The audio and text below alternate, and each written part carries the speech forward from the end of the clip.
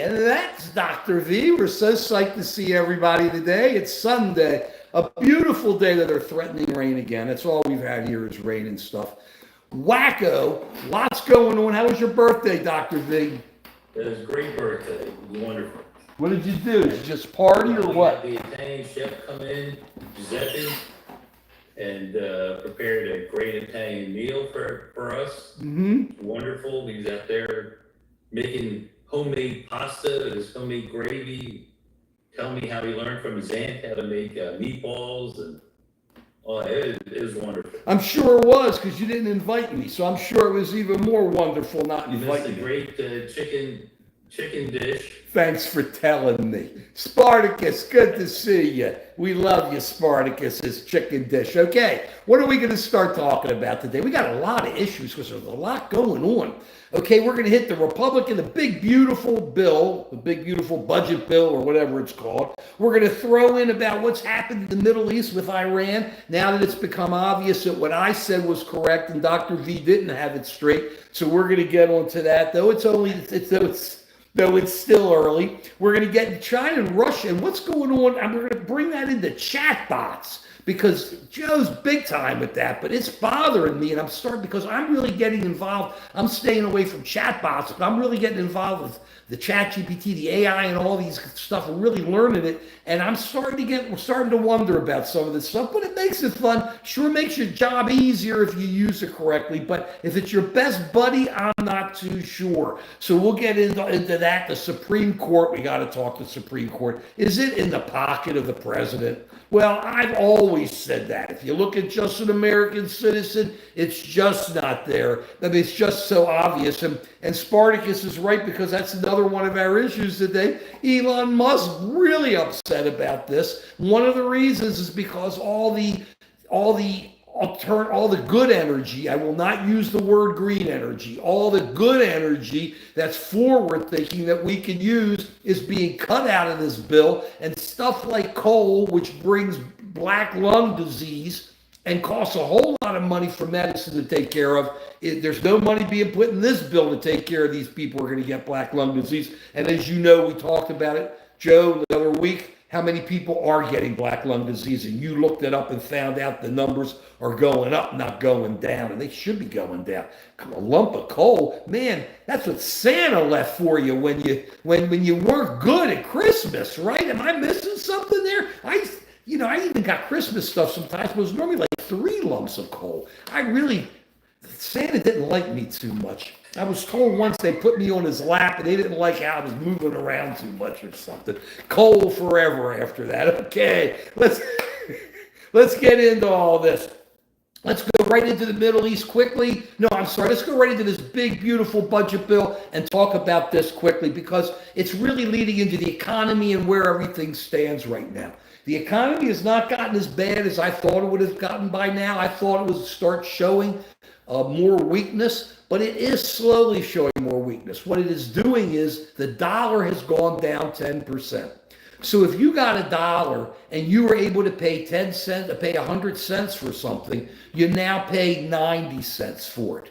Okay, that's a big difference when you're buying other things. If your currency, if you live in other countries when their currencies got weak. If your currency goes down, you're going to cost you more to buy less. Okay, just because of the amount the currency's going down. So that has happened. And we're still at full employment, but it looks like it's slowing down a tiny bit. There's people have stopped buying. However, in LA, they were saying in China, I know everybody hates all the dull stuff, but I want you to hear the facts. So if you think I'm wrong, go into Google and double check and say, Mark, you're wrong. Put it down here into the mosh pit and I'll show you why I'm not, or show me where I'm wrong. I'm not. So they're bringing a lot of ships. They said they're trying to get them in now from China underneath when the tariffs hit. But the other day, Trump says he's going to stop talking to Canada and he's cutting Canada off. So we get a lot of our energy from Canada. A lot of stuff comes in from Canada. That's all going to be cut off going both ways. That ends up costing more money. And where do we go? We go into the big budget bill, okay? The big, beautiful bill. And what are they doing here? They're going to raise the deficit by $4 trillion. Now, this is what the Senate did. And this is how they're going to try to pass this as if they're not raising it, Joe. This is the best part. These guys are just so smart. They just pull it out. Okay. Think about this. You go and you pay insurance every year on your car, and you pay $100 insurance for your car last year. You paid $100 last year for your car. Okay? This year they say to you, well, you want to get this extra insurance on top of it, it'll cost you $5. So how much is it going to cost you now, Joe, for insurance this next year? Joe. $105. What? $105, right? Right. But that's not what the Senate says. What they say is it's only $5 more because you already paid the $100 last year. So by paying the $100 next year, it's not really anything new. It's what you've been paying. That should be the basis. And so therefore anything on top of that. So that's that $4 trillion. They're saying take that $100 out that you've been paying every year for your car. It doesn't count next year. The only thing that counts to the deficit is the extra $5 you're paying. So the deficit won't be bad. There's no deficit. How you like that? You're not paying. You're not getting insurance. Or you're getting insurance, but it's free. Because you're paying what you paid last year, but it doesn't count this year. Yeah, but then you have to count that against what's the increase in income, not the total amount of taxes that we're bringing in. I'm sorry? If you're going to do it that way, then you have to look at what's the increase in income that we're bringing in. They ain't looking at nothing. They're looking at a deficit. They're figuring what's the easiest way to say the deficit is not going up. What they're saying is, look at what we've already been paying. If you paid insurance $100 last year, you pay insurance $100 this year, and you're paying an extra $5. Only the $5 goes towards the deficit because you've always paid the $100. But that's wrong. You're paying $105. Well, that's where your deficit's going to be $4 trillion. It just keeps adding and adding and adding and adding. But of course, the guys who can work numbers, they're great because what do they see? What do they say about accountants and economists? They can take numbers and do anything with it. Well, that's what they're trying to do here. You can't just take basics. It isn't basic, is it, Joe? I mean, look, if you got $100 in your pocket and I tell you you need an extra $5 and you don't have the $5, you can't pay $105, can you? So you still got to pay the $100. Then you find I lend you $5. You go out, you get your pork sandwich. We're happy you got $105, but it costs $105, not $05, $105. So what they're trying to do is fake the numbers, so they can't get away pushing the bill through, and then there's no way to stop it. It's a simple majority where they can get the bill through, and that's what they're doing, and they're going to get it through. You can assume Trump's getting this bill through. Whatever happens in the House or the Senate, he's getting it through. So you got to get ready for all this. Let's get ready to pay more for coal. I think we have a responsibility to help inform people what's in this bill. And one of the things I'm concerned about is the cuts to Medicare and Medicaid. They did a study where they looked at what are the significant effects of that, and people are going to lose insurance. And when they looked at the calculations, it could cost 50,000 lives, additional deaths, if this bill passes. So people need to understand what the consequences of this bill are. And I think we're so distracted with so many other things that people aren't paying much attention to what's going on.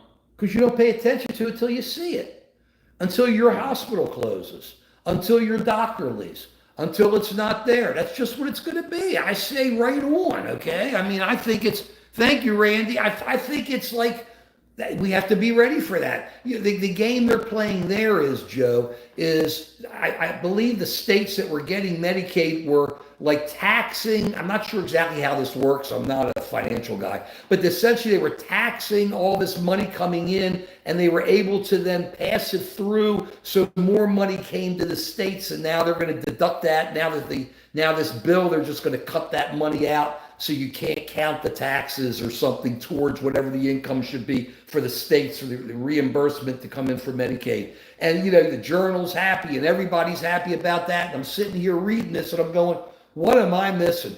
Where's the money going to be for these people? And what they say is, well, the states are going to get it. The states are going to pay for it. Well, how are the states going to pay for it? How's Alabama going to pay for it? How's Mississippi going to pay for it?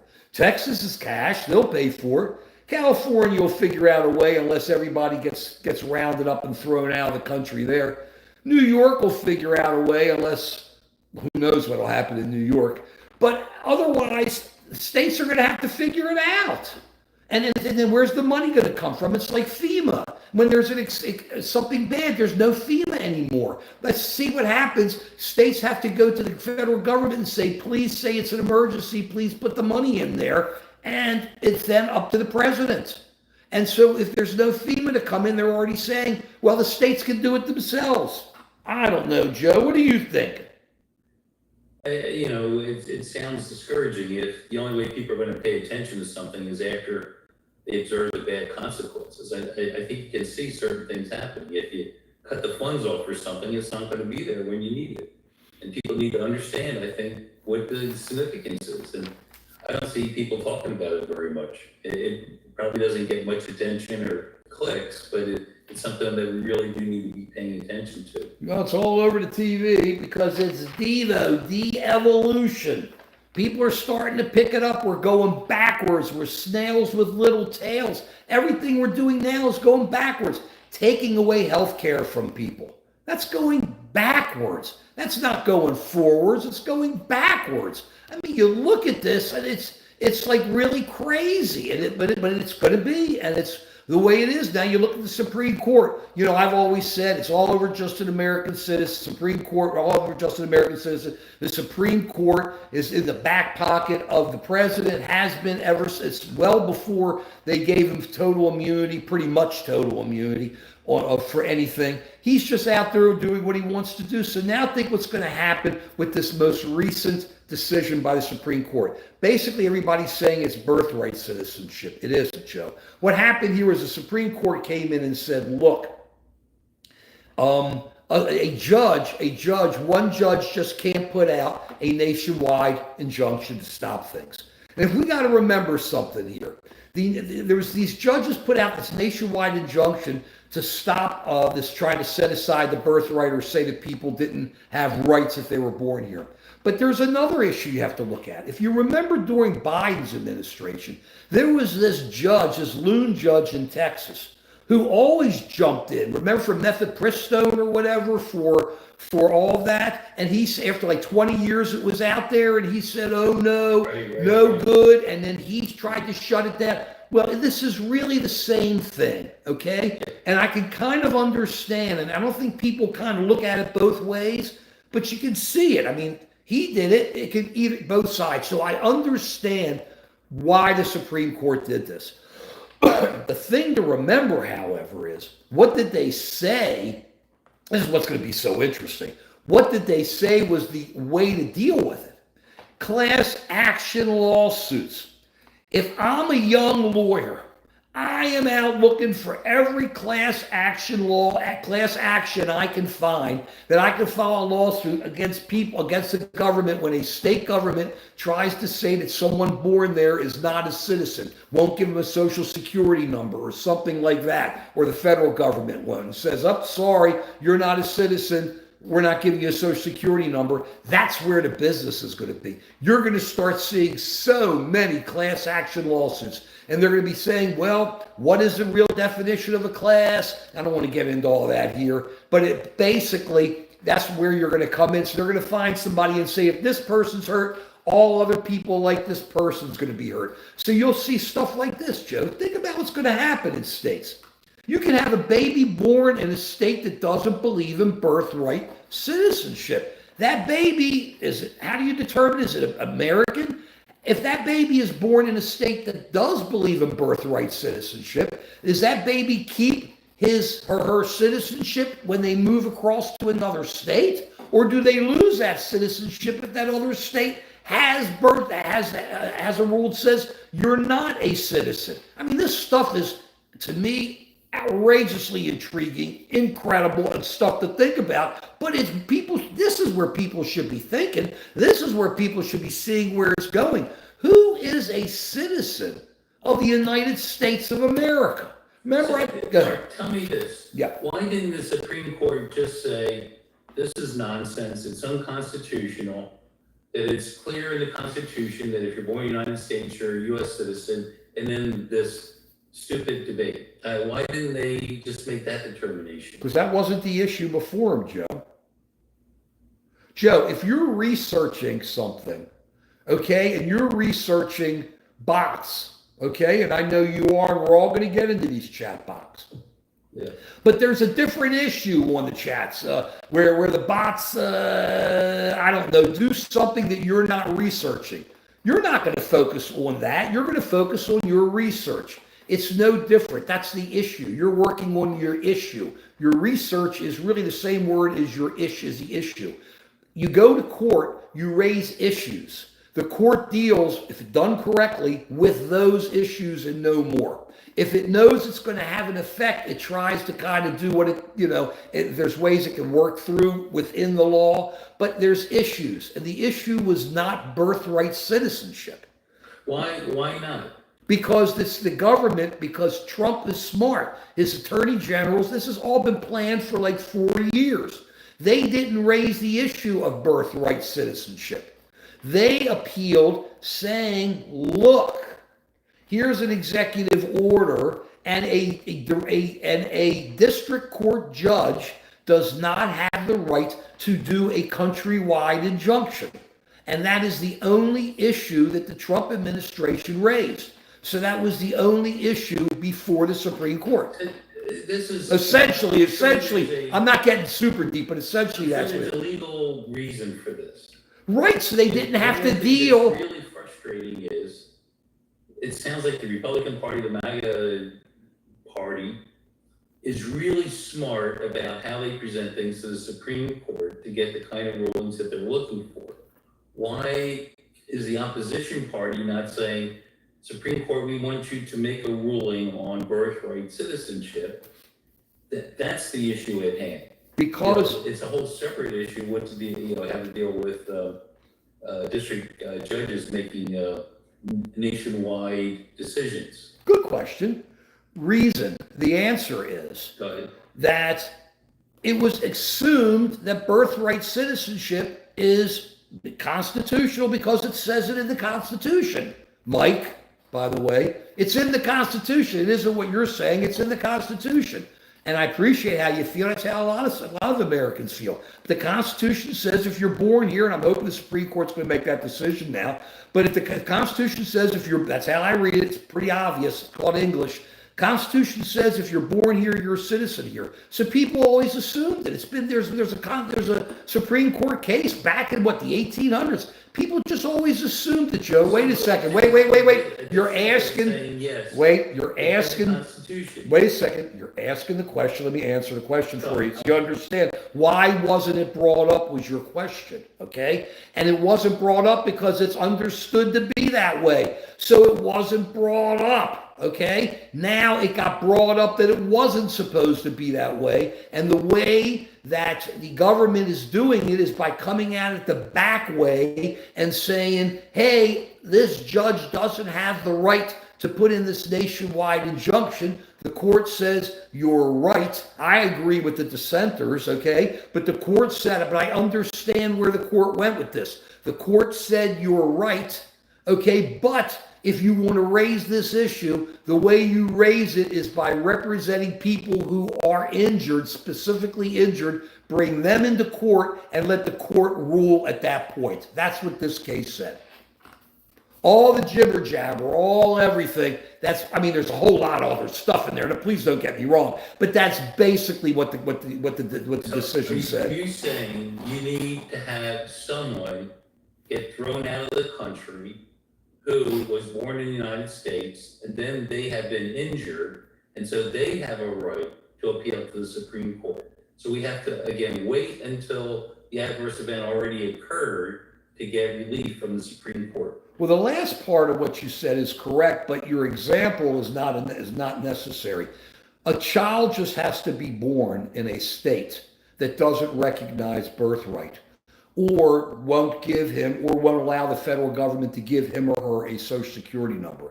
At that point, that child is injured. At that point, that child has a right to file a suit in court to say, I'm a citizen, I want to be treated as a citizen. So we're not talking all the way down the road, but you'll have it in different states because I believe there's like 20 some states that didn't join in this lawsuit, so wouldn't be involved in all this. So what you're saying is somebody needs to be injured first before you can bring it to the Supreme Court. That's correct. You have to say basically a constitutional injury, and that's the way it is. Hang in one second, Joe. Mike, I'm not reading the law. I'm reading, it doesn't matter when it was Civil War. How do you know there are no illegals here? So with the law, of course, there are a lot of quote unquote people. There are always people pouring over the borders then.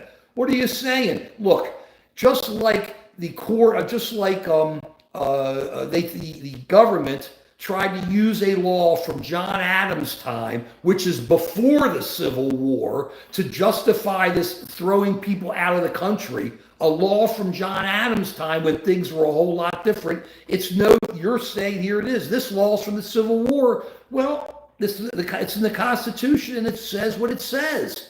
It says what it says. You don't look at it and say just because it was written during the Civil War, then that means you don't agree, Mike, with the position taken by the Trumps on the Alien Enemies Act. Because the Alien Enemies Act, which the Trump administration relied on to try to get rid of people, was during John Adams' administration, second president of the United States. And so it was totally different then, just like it was totally different in the Civil War. You can't look at it that way. Either it's the law or it isn't the law, Mike. So you got to take one way or the other, but I appreciate how you feel. So Joe, you understand where this is going right now? So now this person has to say, I am injured. And then you get these, that's why I'm saying the class action lawyers are going to go crazy.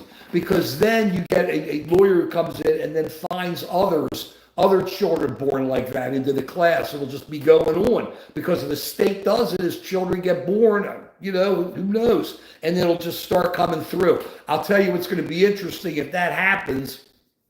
Are you then going to see the feds jumping in and try to throw the parents out right after the children are born? But that's going to be interesting with how that goes. But I'm just talking the law and how I see it happening. It's going to be class action galore. And that issue will then get to the Supreme Court. And until then, this is where the problem is. Chunk of the country is going to say, you're born here, you're an American. Another chunk of the country is going to say, you're born here, you ain't necessarily an American. And that's going to be a real problem. Realistically. Yeah, I don't see how you enforce that. Well, I don't know what you're enforcing. Am I going to have to carry an ID card, a U.S. ID card, if I leave my state and go to Alabama and then have to prove to them I'm a U.S. citizen? Whatever happened to stuff? Geez, that's like crazy. That's crazy. Right? Think about it, Joe. Anyone could be stopped by the police and say, I don't think you're a citizen. And then you have to prove that you're a citizen, as opposed to we assume people are citizens first until proven otherwise. Now we can assume that they're not a citizen until you have to prove that you're a citizen. What I'm saying, I'm not answering your question with a yes or no. What I'm saying to you is, I think what's going to happen, because we see how the government has been dealing with people, like the one we talked about, like the man we talked about last week, who had 3 children in the Marines, and they beat him up big time here for 30 years, and yet his 3 sons who served the Marines, we really treat them well. I just think something like that's going to happen, Joe, because you're going to go in and it's all of a sudden, then there's going to be issues of interstate commerce, because under Constitution, there's supposed to be interstate commerce, and states can't stop interstate commerce. But if you're going over the line, they're going to go, well, it's going to be something criminal. I got to check you out. I think it's going to happen. Now, right? Of course it's not right. Do I hope I'm wrong? Yes. I just see this country becoming more and more against each other. I've never seen anything like this, Joe. This is what leads to the chatbots. People can't even talk with anyone any longer. People have to so busy, Americans, turning on Americans. Mike, Spartacus, I love all you guys, okay? But bottom line, well, Mike, I don't know what Mike misspoke about, but thank you, Mike. You misspoke, thank you, whatever you said, right on. That's how we got to be. We misspeak, we make a mistake, it is what it is. But this is where I'm really getting like, really wondering about people, okay? People are really getting into these chatbots, Joe, and I'm going to let Joe jump into this because Joe's doing some real research, and that's basically talking to an AI and having the AI come back to you and tell you how great you are and be the shoulder for you to cry on, if that's a good cliche to use. I was telling Joe a while back, when I was playing with ChatGPT, I was putting stuff in it and it came up with two answers. And it said, which answer do you like better? And it didn't, I won't tell you what it said, but basically one of the answers said, I'm going to blow smoke up your tuchus. And the other answer said, I'm just going to give you an answer A, B, C, D, and E. And then I put in there, well, make sure it's always true and don't lie to me. And it said to me, it won't. Who knows? But these chat box are there just to make it feel better. You cry because people won't talk to people. I think that's the whole issue. That's what we see here. That's what we're seeing in America. To talk to people in America means yelling at each other. To talk to people in America means killing each other, shooting each other, yelling at each other, screaming at each other. But who won't scream at you?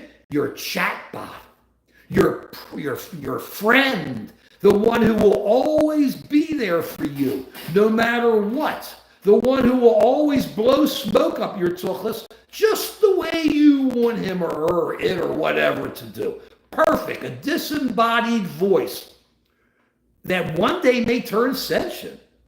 I don't see where it won't happen. I could see AI turning sentient one day, but that's getting into Isaac Asimov, Ray Bradbury, but my old day stuff, those are the old guys. I love sci-fi. I could see all that kind of stuff happen. I mean, whoever the new guys are, those are the old guys.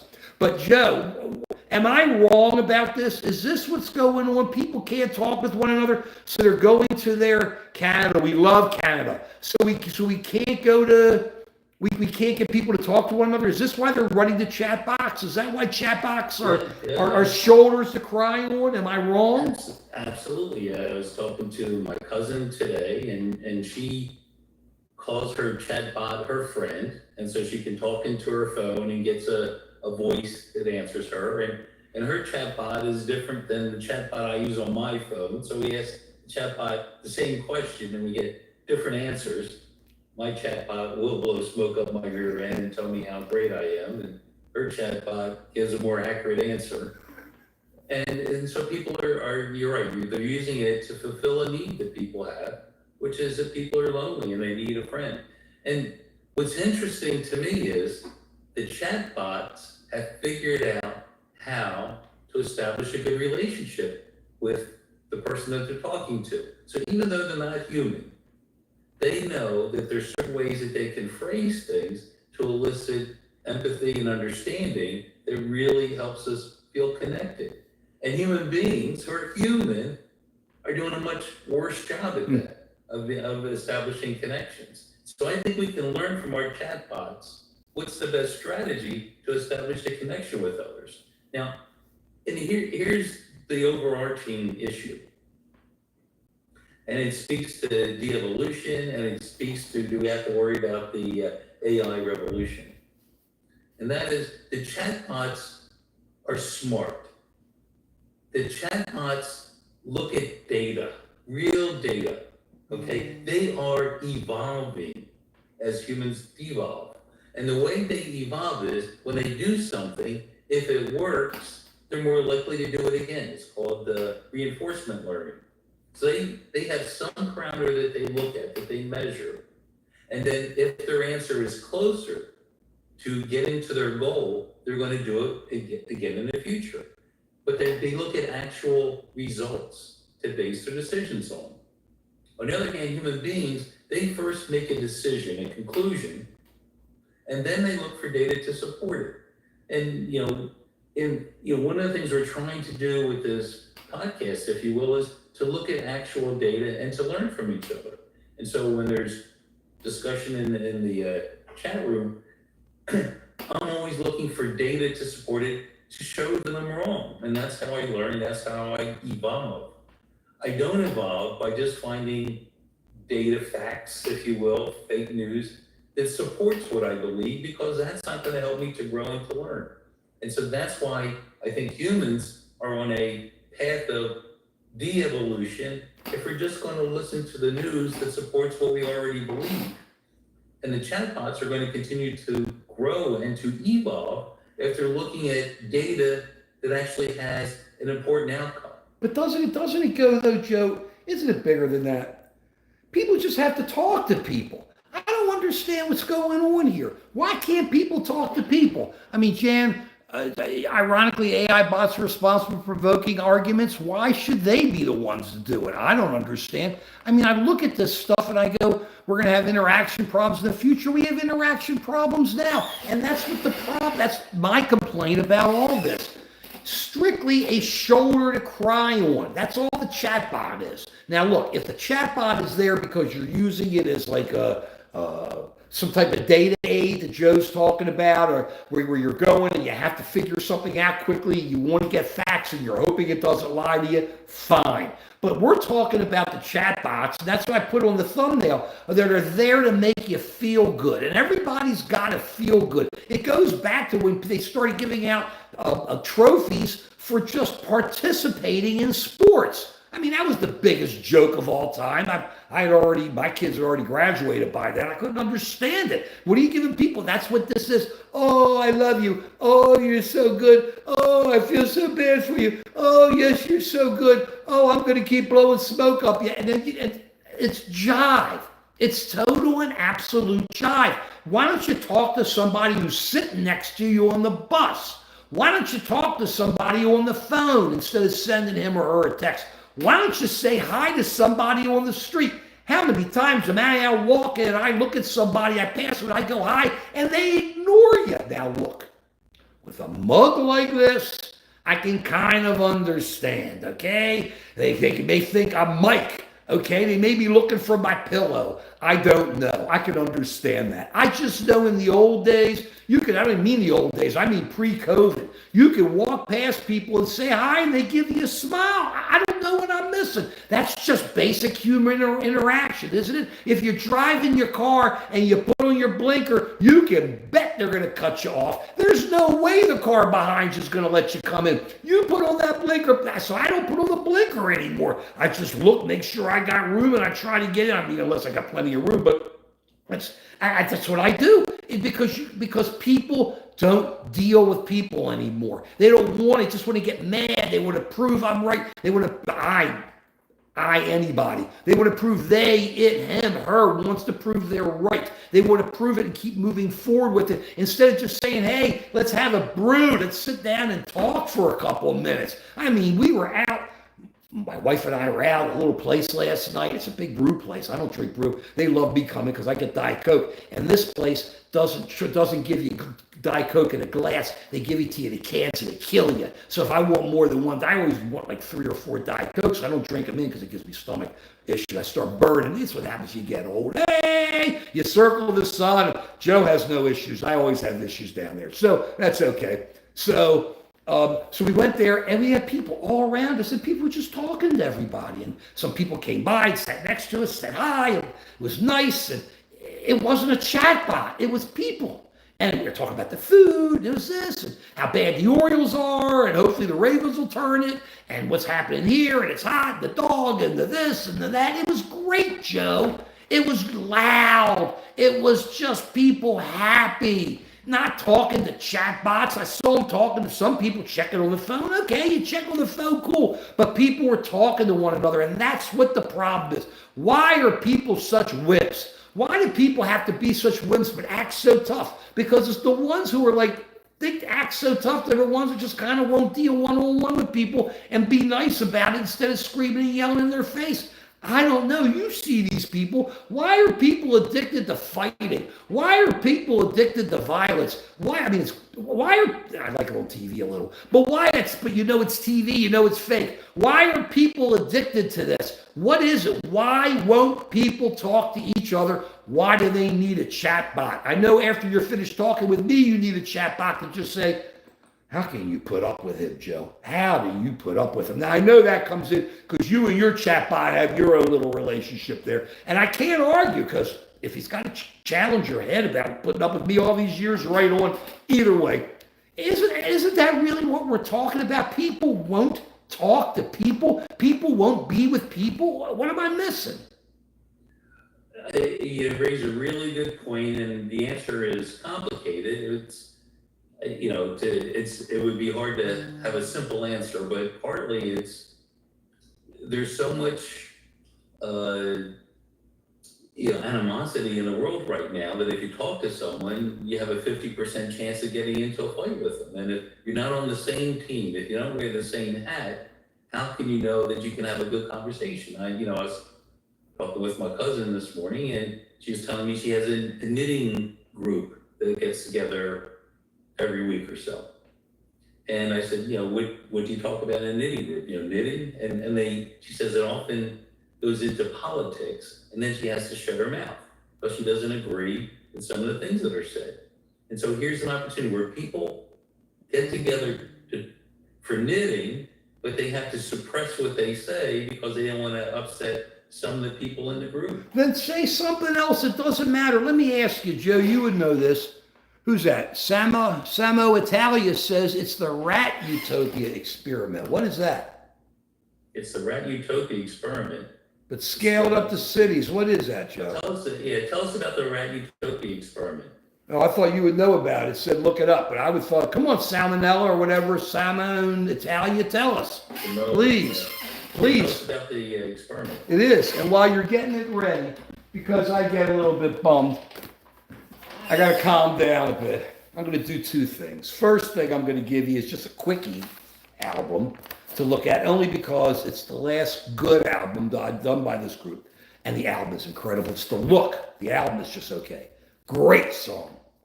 Savoy Brown, Hellbound Train. Hellbound train going down the tracks. Look at this album. Look at this album.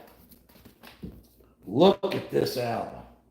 Now, this song, Hellbound Train, is a great song.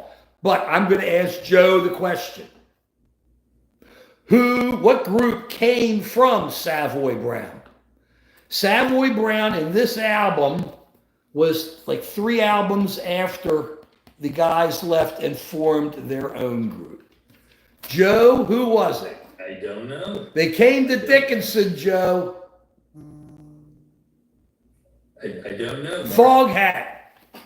2 of the guys, Foghat.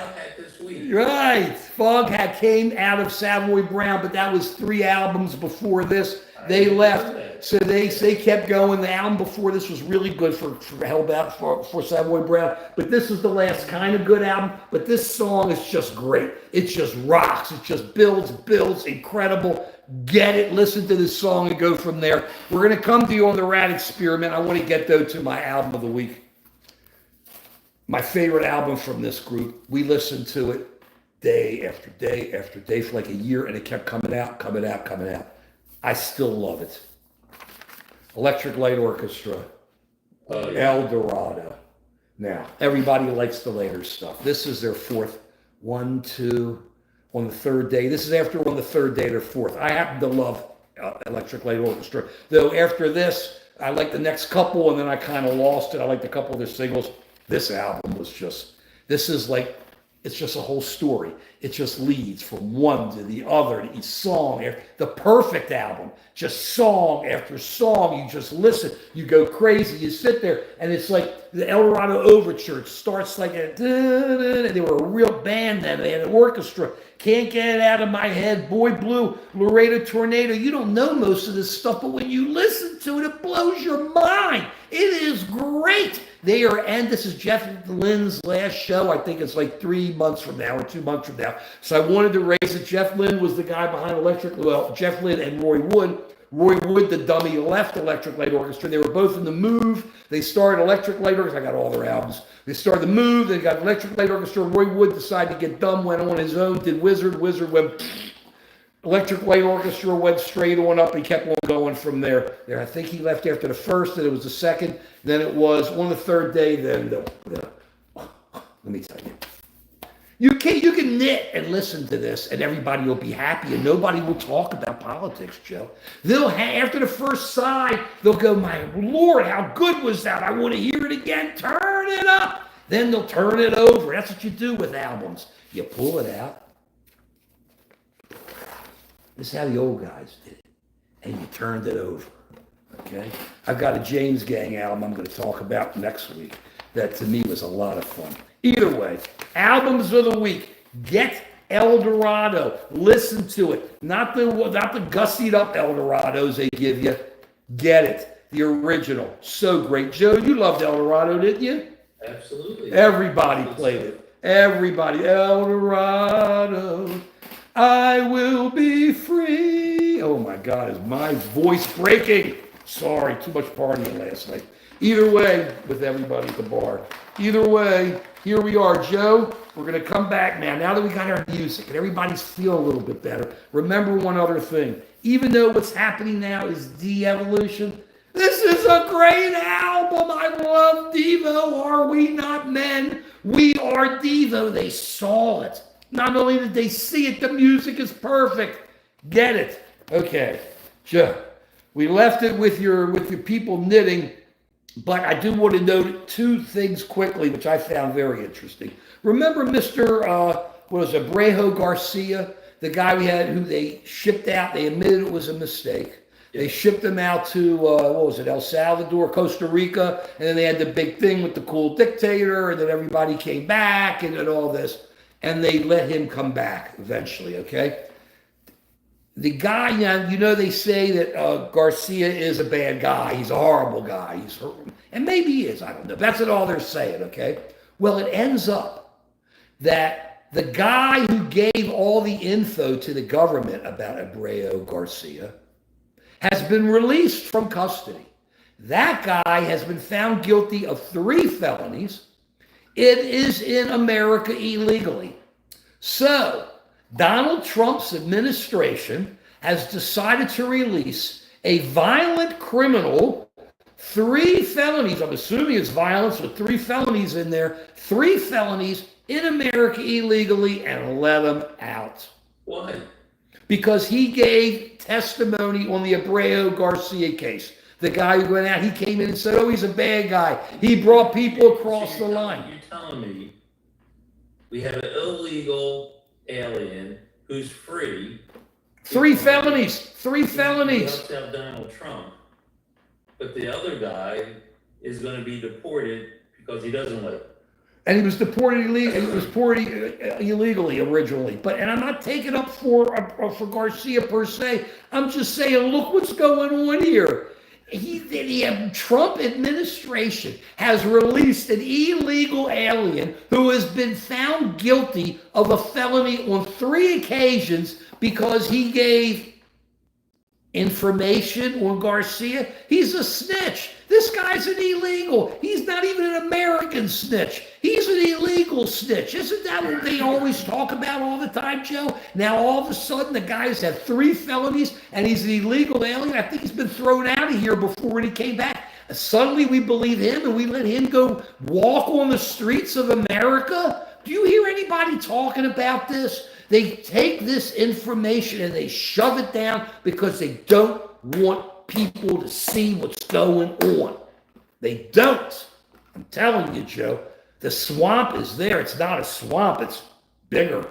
It's like it's a dark hole. It's just they're just taking this information that would normally have been craziness, and people are dealing with this like, hey, Joe, they released this illegal alien who was found guilty of 3 felonies. Joe, am I missing something? What did you look stunned.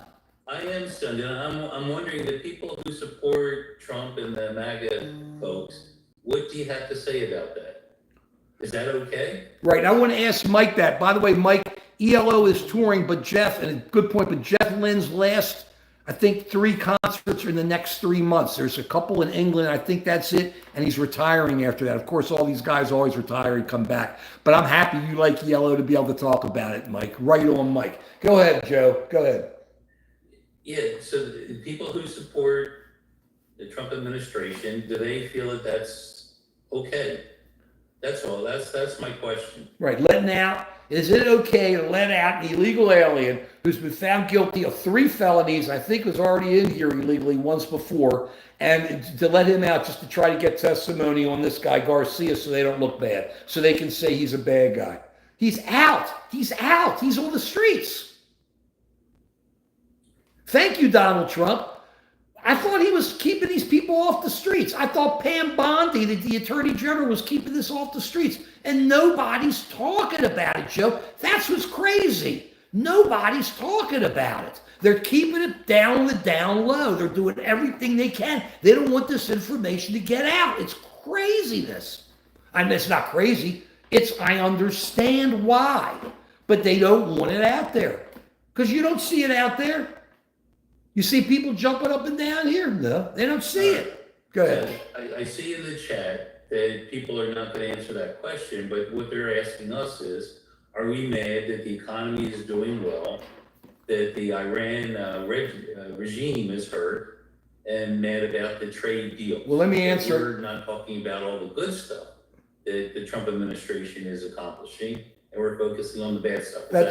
Is that correct, Samuel? Is that... Wait a second. Joe, that's not correct because Samuel wasn't here originally at the beginning of the show. At the beginning of the show, and please feel free to rewind, I said the economy is not doing as badly as I thought it was going to be, and it was doing better than I thought it was going to be, that it is still slowing down, that the dollar is down, but yeah, it's not as bad as I thought. Also, Sam, I was totally, if it's Samuel, Samuel's a name in my family, so there's either Samuel. I love the name Samuel, by the way.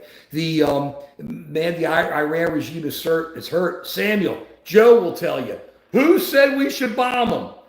Wah. Okay, Joe disagreed with me, Sam. So I'm not mad. I think it's what happened and it had to happen, and we were in the position where we had to do it because of what's going forward, and they're our enemy. So I'm not in the least bit upset about it. You said the economy is not doing terrible. We have to wait and see. Right, I didn't say it's doing fine, but it's doing better than I thought it would. So we're upfront about that. Mad about the trade deals? The trade deals? What trade deals?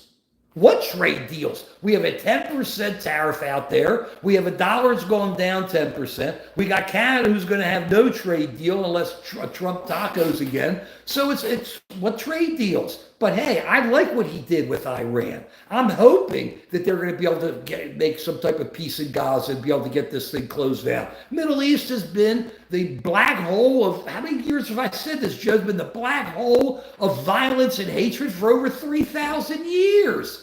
I mean, yeah, I'm with you, Sam. I'm with you 100%. But the other stuff, tell me when you have a trade deal. I'll tell you how good it is. Then we'll know. Go ahead. What else we got here? Todd, hey, what you doing? Tell your language taco. You heard America's long as Trump. Sam, you didn't hear what I said. You missed me. Will he taco? Will he bend over on the trade? I hope he shouldn't have done it in the first place. Sam, he should never have done these tariffs in the first place. They were the dumbest things around. He could have just tried to make a deal. Then nobody would talk about taco or anything. But you've missed what we've had before, where I would come in with the egg and crack the egg. That's what Trump does. He cracks the egg, then he fries it up and says, see, I made an egg. But you destroyed the egg first, Donald Trump. That's what happened here. So he comes in, destroys these deals. Man, the last deal with NAFTA, which he changed, that was a Trump deal. And Trump tried to break his own deal. So I'm sorry, Sam. I'm not sorry. I'm not apologizing. Reality is reality here. He came in and destroyed and tore apart allies and friends that he didn't have to do. And we don't have trade deals now. We just don't. But I like what he did in his foreign policy in the Middle East. Okay? No, what kind of economist even said? So some said they're working what? What are they working? They're bringing in money? Who's paying for it? Our companies are paying for it. Americans are paying for it. So how are they working? Let me know when they start working, okay? Tariffs deal with America is also making America. No, it ain't making America do anything, Todd, except let Trump look good on TV. And when he doesn't have deals, he runs and does something else. Now, let me hit one more thing here. One thing that I still think is important, and we don't use certain words, but solar energy versus coal. I have on our thumbnail. It's just too obvious here. We have this big, beautiful bill that Trump's pushing through, and he's pumping cash into coal. And there is no way any of you can sit there and tell me that that is good. Black lung disease is up big time. Joe went and pulled out the numbers last week for us when I was screaming about this. Black lung disease. The only thing coal is good for is for Santa to give to bad kids in Christmas. Okay, and maybe to be able to barbecue because it tastes good on burgers or chicken. I don't eat burgers. So that's it, period. Black lung disease. And in this bill, for those of you supporting Trump, saying this bill is good, we are encouraging the use of coal. There is no such thing as clean coal. It's called coal black lung disease. When you cook coal, black stuff goes out. Not no stuff, black stuff. At the same time, we are cutting back on solar energy. The sun is out there. There is the sun. There is the grass. There is you and me. That's where we're doing de-evolution again. We're going back to caveman days where we're pulling coal out of the walls. Out of the caves and letting people die as they pull it out, instead of using the most incredible energy, the most powerful energy in our universe, our sun. Our sun pumping power down here, and we're not utilizing it. Pumping, can't you see it? Can't you feel the heat when you go outside? Can't you see it melt ice? Can't you see grass growing? Can't you see flowers growing? Can't you see any of this, Joe? I'm not looking at any of the commentary, but I want you to tell me if anybody says coal's better than solar. Can't you see? Support black lung disease in the chat. That's what I'm going to know. Are they supporting black lung disease in the chat? Come on, Joe. I don't think so. I don't believe that. I don't believe it. So want to go nuclear energy. Well, they're doing a lot of nuclear. I'm not talking about nuclear. I'm talking about they're getting rid of solar and they're bringing back coal. Why? Why are we Devo? Why are we de-evolving? You can't say we're not de-evolving. When we're consistent about this here. Why are you bringing back black lung disease? Why? It doesn't do you any good when you got all the power in the world shining down from you. And if you put a little money into batteries and do it right, which I've been yelling for 8-9 years on Just an American Citizen, we'd be ready to be able to absorb it. You have it. Who needs gas in a car if a battery can absorb the sun and you got all the power you need? But no, we're just going to take coal, black, horrible coal. Ugh. Horrible. Kill Americans. That's what we are encouraging in the big, beautiful black coal lung bill. Joe, am I too crazy? Joe. No, when you burn coal, you pump out irritants for the lungs. Yeah, you have to understand the lungs, basically, it's like a very thin balloon. That's where oxygen gets exchanged. And if you have little shards of something sharp, you're going to burst those balloons. And that's what it does to your lungs. When you breathe in coal, like when you breathe in asbestos, it punctures the little alveoli, the little balloons that help the oxygen exchange, carbon dioxide and oxygen exchange, and you cause inflammation, fibrosis, and that destroys your lungs. Why would you want to promote that has terrible health consequences when there's a perfectly wonderful energy source from the sun? Sun is nuclear energy, but it's given to us in a very safe form that we can use. And it's free, it's abundant, it's out there. Why would we not take advantage of it? That makes no sense to me. When you have something that causes your lungs to fibrose, it causes your lung capacity to decrease. And on the other hand, you have something that's free, abundant, safe, and healthy.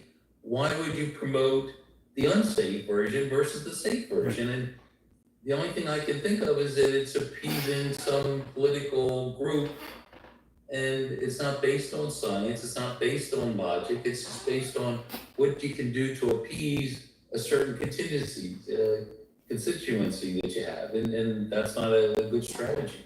I agree, Joe. Look, Samuel, for those of you all talking, wait, you're missing. Solar needs batteries.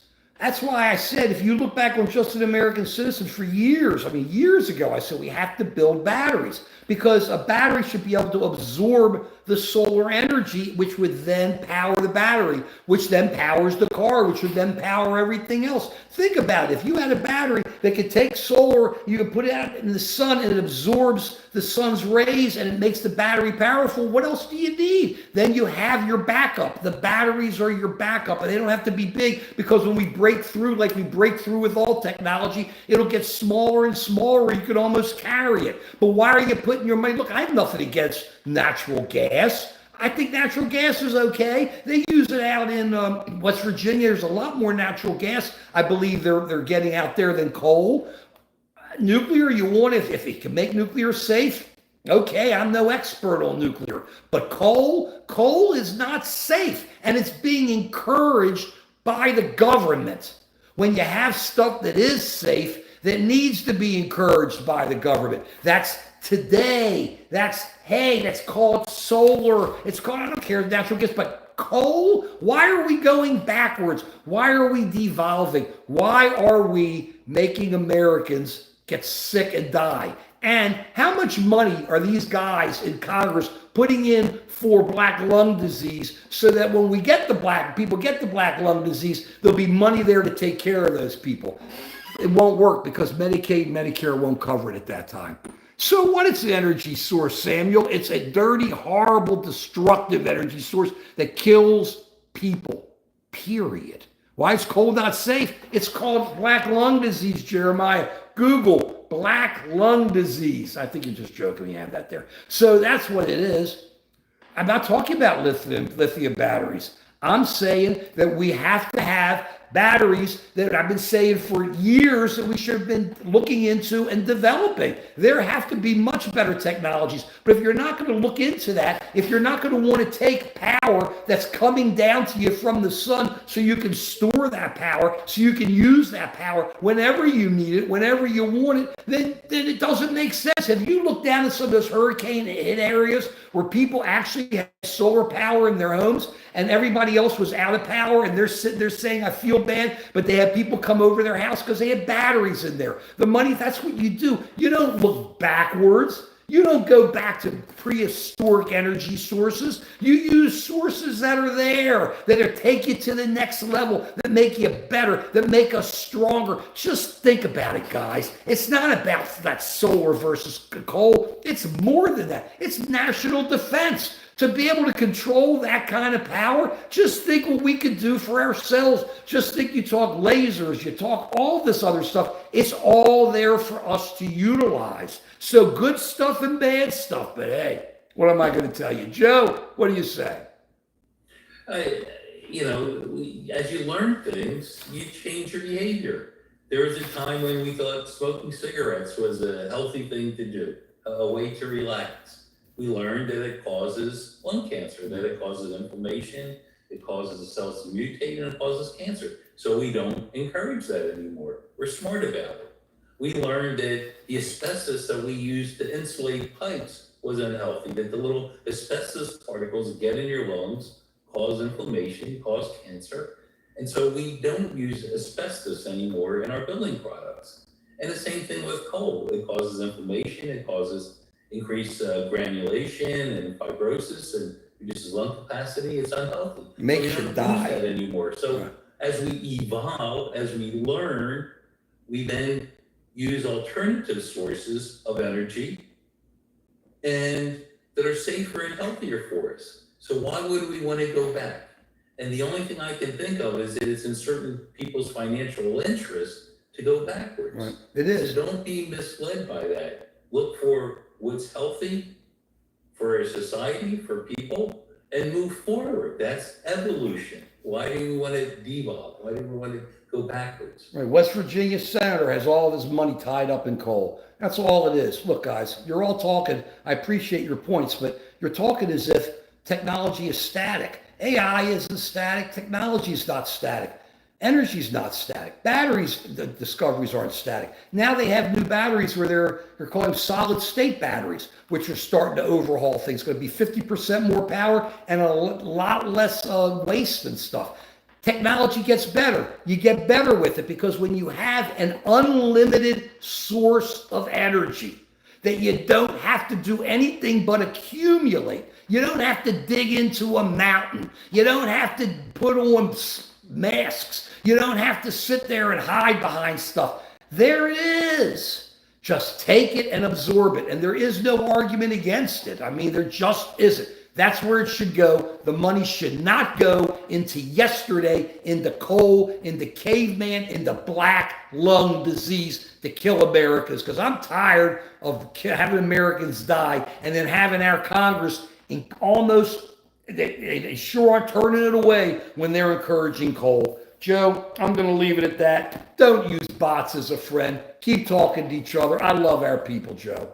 I think it's great. And let me just say, I really appreciate the discussion in the chat today. And again, I respect everyone's opinion and perspective. So thank you. Yeah, I mean, we really got some good answers today, which I liked. We don't agree with them sometimes, and we agree with others. Like Sam, I agree with part of your answers, and some I don't. Joe's the same way. Joe, I never agree with, except that I love him. And that's all I can tell you. And he don't have to agree with that. I just tell him that he's stuck with me. That's what happens. He's an addiction doctor. He's an addiction doctor. I'm stuck to him. He's stuck to me either way. Right on. We had some really good answers today in the comments. I love the comments. Thank you all very much. Please check this out. Read us on Substack. And please come back Wednesday at 5. Check us out. We love everybody. If you're square, we ain't there. Remember, El Dorado, please. And if you guys have thoughts on music, let me know. If I got the albums, I'll pull them. The 60s and 70s, that's basically where my albums are. Early 80s through alternative. That's about it after that. But this Hellbound Train album, just okay, but what a great album to own. Hellbound Train down the tracks, just incredible. Okay, rock and roll. If you're square, we ain't there. No Devo, but remember, this is the theme of everything we do now. It's de-evolution. We believe in going forward, not back. Forward as Americans, forward as one, forward because we are one and we have to be as one. Joe, I love you. That's the way it is. Joe. Period. Period. And we'll see you all Wednesday at 11.